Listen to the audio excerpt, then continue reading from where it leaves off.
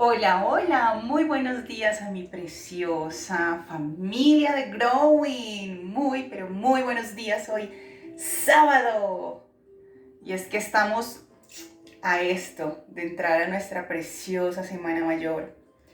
Y por supuesto, y como es costumbre, amanecemos hoy hablando con Dios y trayendo ese mensaje limpio y desmenuzadito para ustedes. Así que vamos a darle las gracias a Dios por este espacio, este café con Él, donde unificamos la psicoterapia junto con su evangelio, con su palabra, para que podamos interiorizarla desde nuestros pensamientos y que bajen a nuestros sentimientos de forma interiorizada para que tengamos una conducta intachable, dice Dios, una conducta perfecta, porque quienes somos sus hijos, honramos su ejemplo como Padre y Él quiere que seamos perfectos como Él es perfecto.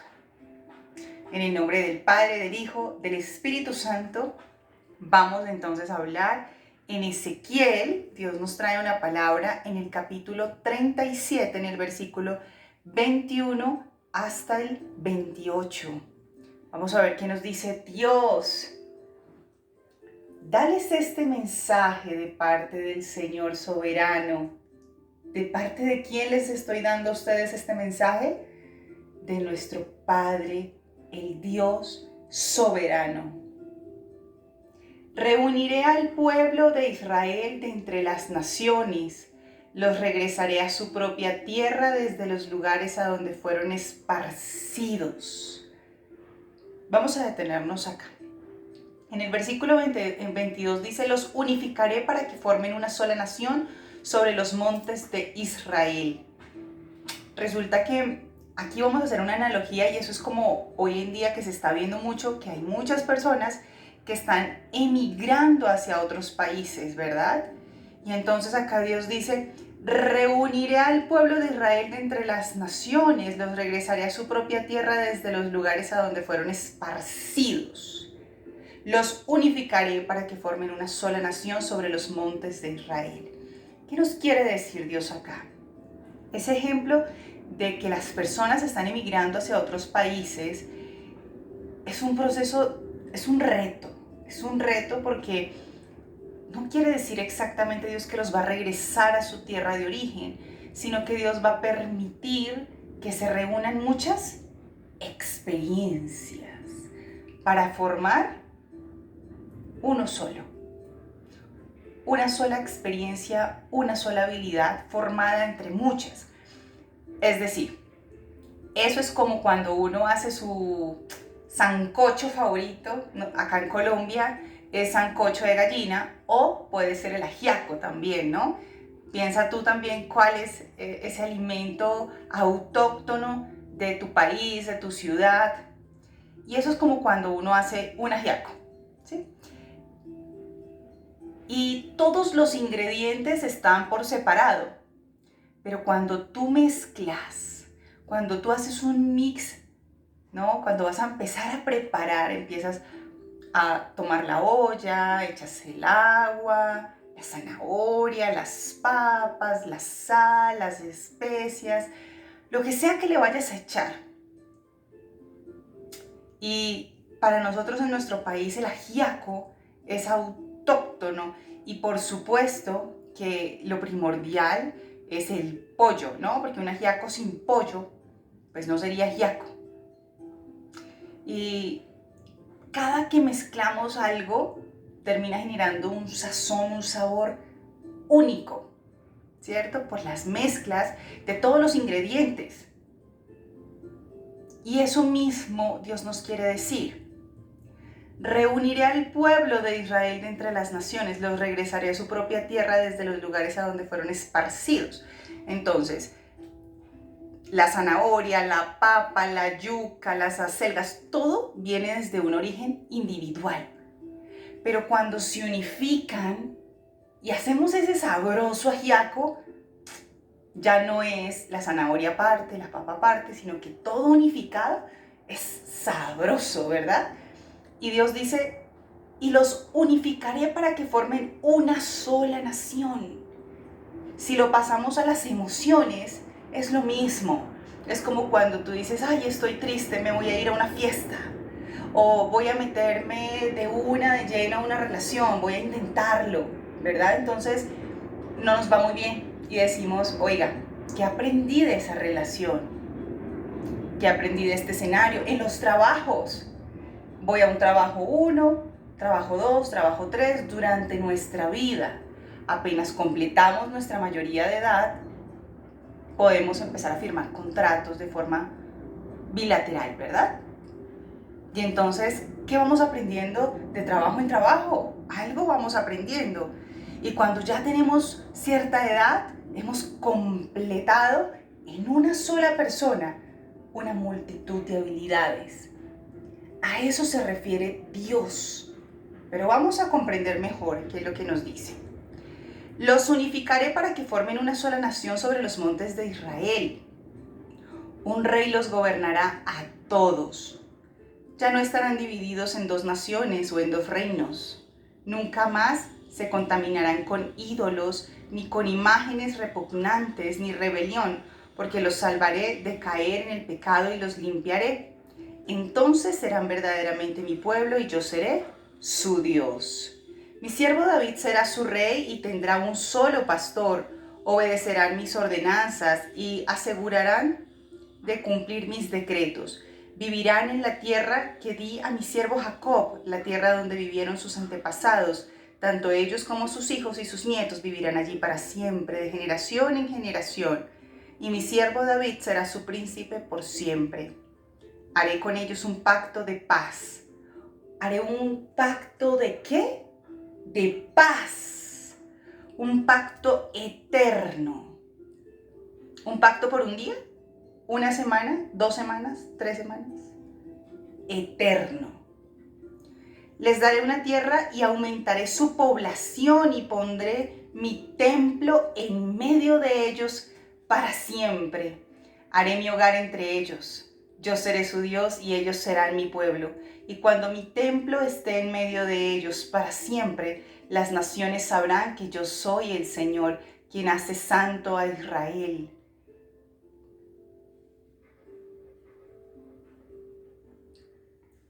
Tú y yo somos el ajiaco que hemos preparado, pero un ajiaco sin la proteína, sin el pollo, no es ajiaco. Y dice Dios, haré mi hogar entre ellos y pondré mi templo en medio de ellos para siempre. Quiere decir que Jesús es ese ingrediente esencial en ese plato. Por eso hoy le hemos llamado a esta charla: tu plato favorito ha sido envenenado, pero alguien lo comerá por ti.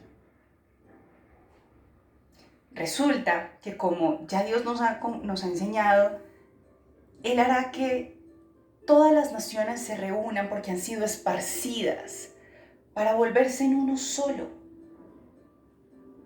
Pero dice Dios, haré mi templo en medio de ellos, porque solitos no somos nadie. Una zanahoria aparte no es nada, una papa aparte no es nada si vamos a hablar de un ajiaco. Pero cuando unificamos esos ingredientes y por supuesto la proteína esencial y principal se agrega en esa mezcla, terminamos teniendo nuestro plato favorito.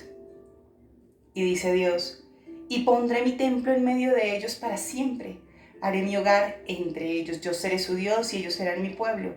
Y cuando mi templo esté en medio de ellos para siempre, las naciones sabrán que yo soy el Señor, quien hace santo a Israel. Ese pollo hace el ajiaco. Dios nos hace santos. Precioso.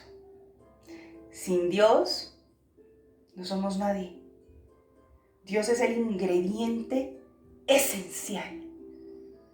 Pero si la charla de hoy se llama Tu plato favorito ha sido envenenado, pero alguien lo comerá por ti. Vamos a ver Dios qué nos dice en el Nuevo Testamento, en Juan, capítulo 11, versículo 45 al 56, y dice: al ver lo que sucedió, muchos de los que estaban con María creyeron en Jesús, pero otros fueron a ver a los fariseos para contarles lo que Jesús había hecho.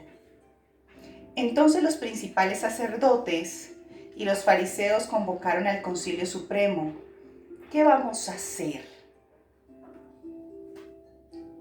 preguntaron unos a otros. Yo creo que ese ajiaco a Jesús le quedó tan sabroso que hasta los fariseos repitieron plato. Y a los que no, al que no le gusta la sopa, ¿qué pasa? Se le sirve doble porción. Precioso. ¿Qué vamos a hacer?, dijeron los sacerdotes y los fariseos. Sin duda, ese hombre realiza muchas señales milagrosas. Si lo dejamos seguir así, dentro de poco todos van a creer en él. Entonces el ejército romano vendrá y destruirá tanto nuestro templo como nuestra nación. Caifás, quien era el sumo sacerdote en aquel tiempo, dijo: no saben de qué están hablando. ¿No se dan cuenta de que es mejor para ustedes que muera un solo hombre por el pueblo y no que la nación entera sea destruida? No dijo eso por su propia cuenta. Como sumo sacerdote en aquel tiempo fue guiado a profetizar. ¿Qué es profetizar? Transmitir un mensaje de Dios. También se le llama oráculo, ¿no? Y no solo por esa nación, sino que también moriría para congregar y unir a todos los hijos de Dios dispersos por el mundo. Así que a partir de ese momento, los líderes judíos comenzaron a conspirar para matar a Jesús. Como resultado, Jesús detuvo su ministerio público. ¿Qué hizo Jesús? Se detuvo. Tuvo que detener el proceso entre el pueblo y salió de Jerusalén. Fue a un lugar cercano al desierto, a la aldea de Efraín, y se quedó allí con sus discípulos.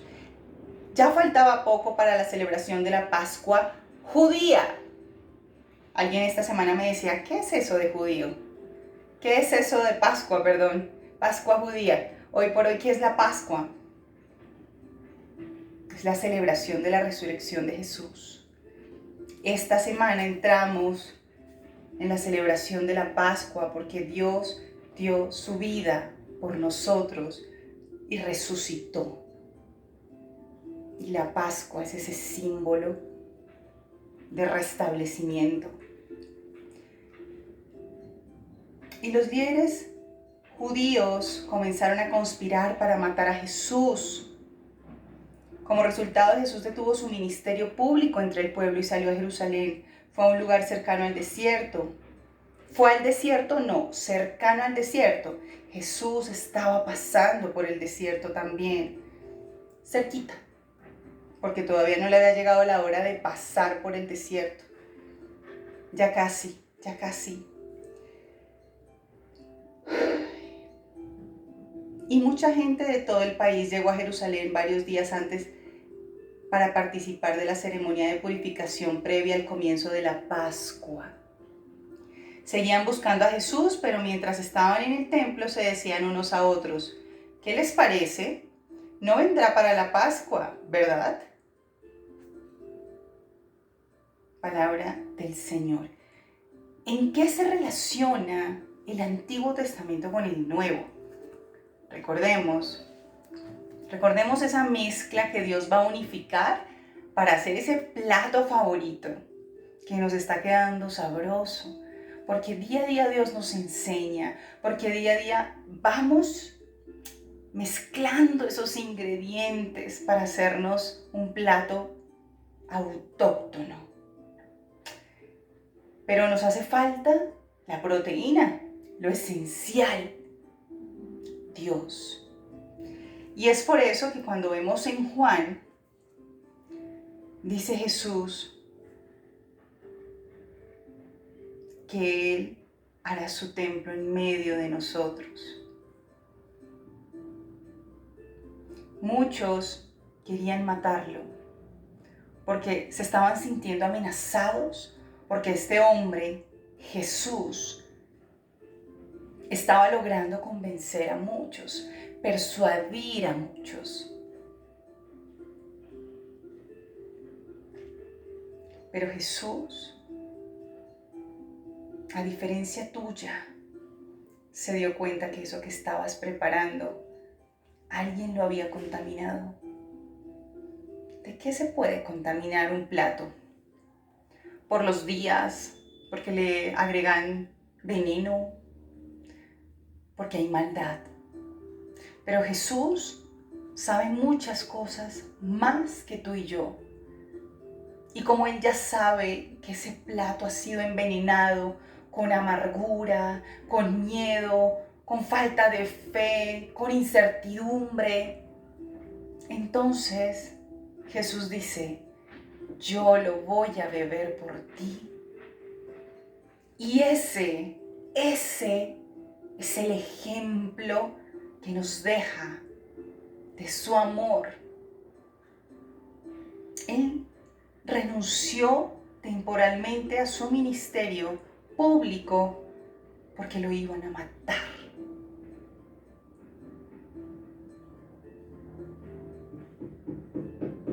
Y no solo por esa nación, sino que también moriría para congregar y unir a todos los hijos de Dios dispersos por el mundo.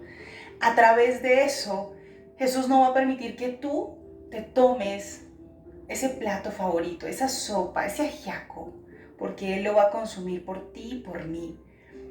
Y no va a permitir que ninguno consumamos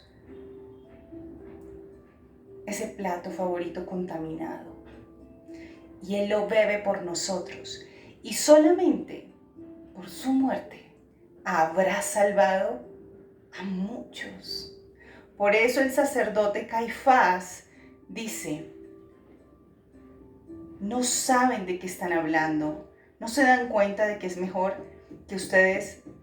para ustedes que muera un solo hombre por el pueblo y no que la nación entera sea destruida. Dice el sacerdote como profecía. Es mejor que Jesús muera, que se consuma ese plato, a que todos lo consumamos y muramos todos. Y a raíz de ese gesto de amor de Jesús, tú y yo nos salvamos.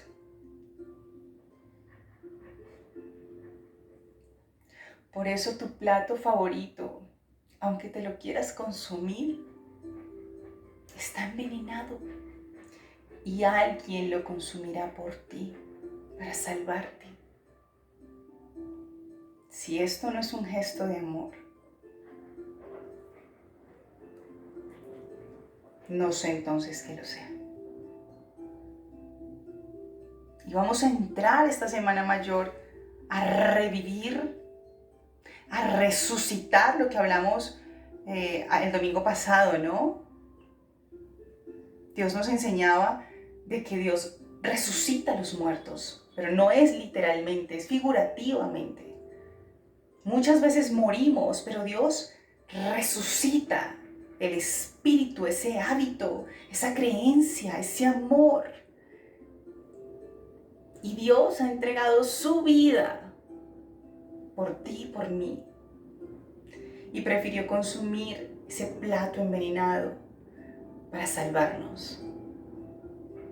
Por eso Caifás dice, es mejor que muera un solo hombre a que muera todo el pueblo. Pero, ¿por qué Dios va a reunir a todo el pueblo para ser uno solo?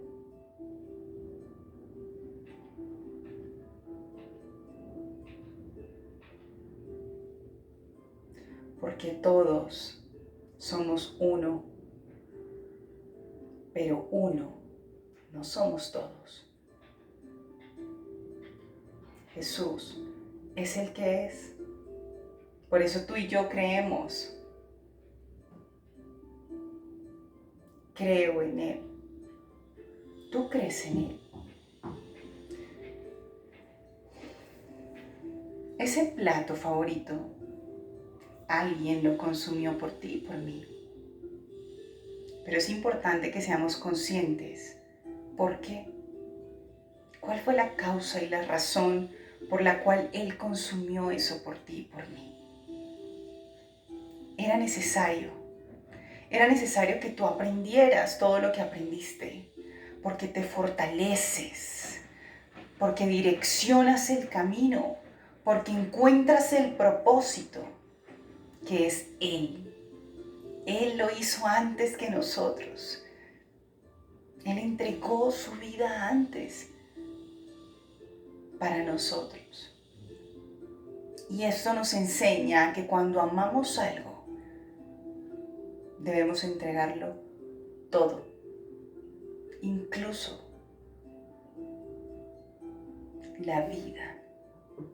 Recordemos que Dios no habla literalmente, habla figurativamente.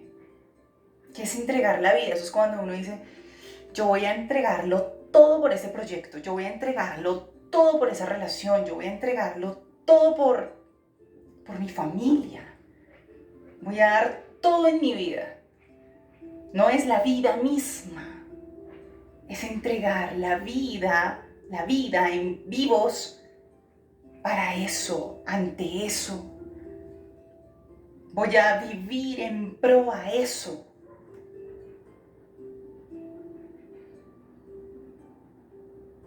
Muchas veces nos bebemos el cáliz de los escenarios, de las situaciones, de las relaciones, de los trabajos, pero es necesario pasar por ello, porque luego Dios reúne todo eso para fortalecerte en uno y tener y desarrollar ese carácter que nos forja, pero con la dirección clara y concreta de que alguien murió por mí y entonces mi vida la doy por Él.